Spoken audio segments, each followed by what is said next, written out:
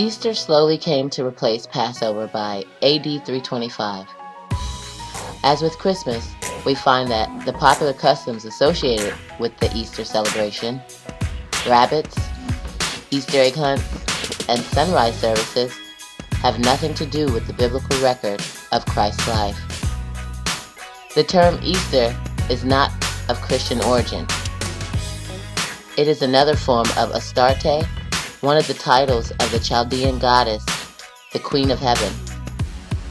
The roots of Easter celebrations date long before Yahushua's life, death, and resurrection.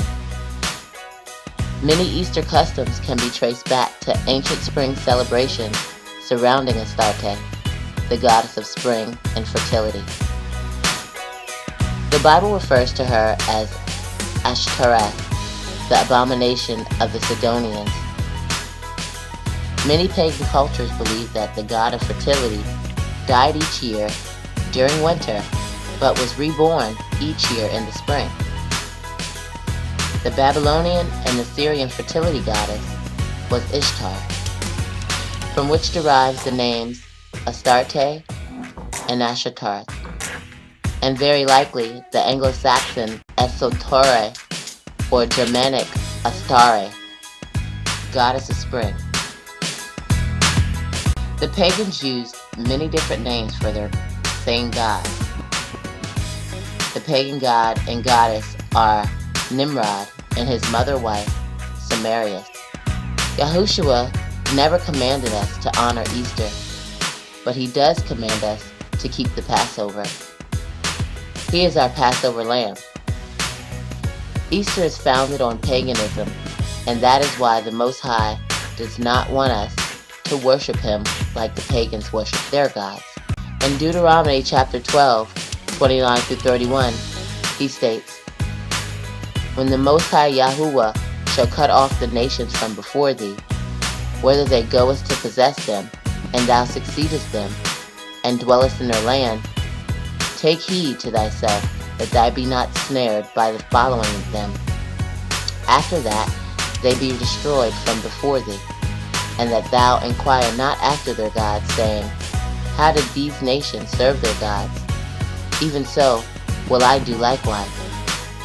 Thou shalt not do so unto the Lord thy God, for every abomination of the Most High, which he hateth, have they done unto their gods.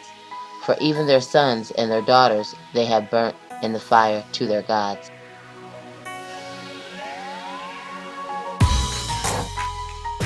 Tammuz is the ancestral son of Nimrod and Semiramis. In Babylon culture, Tammuz was brought back from the underworld by his mother-grandmother, Semiramis. Nimrod is considered to be God, Semiramis is the mother, and Tammuz is their resurrected son. What does Yah has to say about Tammuz? Ezekiel chapter 8, verses 14 through 18.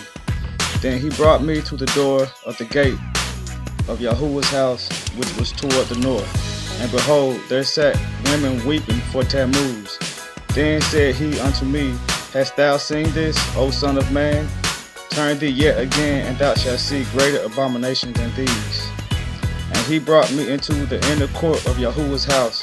And behold, at the door of the temple of Yahuwah, between the porch and the altar, were about 25 men with their backs toward the temple of Yahuwah, and their faces toward the east. And they worshiped the sun toward the east. Then he said unto me, Hast thou seen this, O son of man? Is it a like thing to the house of Judah, that they commit the abominations which they commit here? For they have filled the land with violence, and have returned to provoke me to anger. And lo, they put the branch to their nose. Therefore I will also deal in fury. Mine eye shall not spare, neither will I have pity. And though they cry in mine ears with a loud voice, yet I will not hear them." In celebrating Easter, you just might be honoring the ancient Babylonian god Tammuz and his mother, in which the holiday was named after, and not the true Messiah, Yahushua HaMashiach.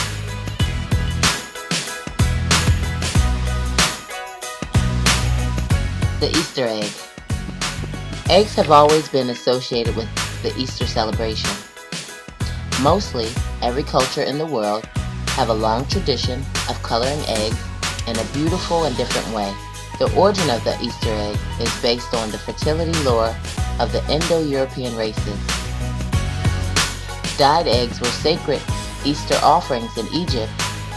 The egg was a powerful symbol of fertility, purity, new life, and resurrection.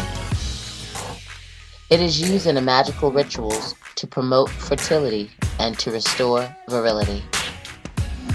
In Christian times, the egg had bestowed upon it a religious interpretation, becoming a symbol of the rock tomb out of which Yahushua emerged to the new life of his resurrection. This is an example of how pagan symbols and customs are Christianized. Christian-sounding names are superimposed over pagan customs. This is done to deceive as well as to make people feel better about why they are following a custom that is not in the Bible. An Easter egg is just an egg that pertains to Easter. Yahuwah never ordained Passover eggs. The Easter Bunny.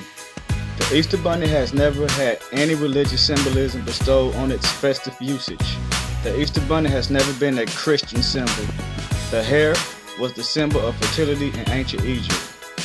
The Easter Bunny has taken its place. Rabbits have a rapid rate of reproduction, and the gestation takes about a month. The Easter Bunny is a graven image and a distraction to take you away from the true reason we are celebrating. While both the Easter egg and the Easter Bunny are clearly fertility symbols, there is no logical way to connect them. In a world filled with pagan traditions, truth and logic can be lost. Merging these symbols with Christianity makes an already idolatrous practice worse. Easter is just wrong. This is just another way the Roman Catholic Church mixed what was set apart with what is profane. We were told in both Old and New Testaments to honor Passover.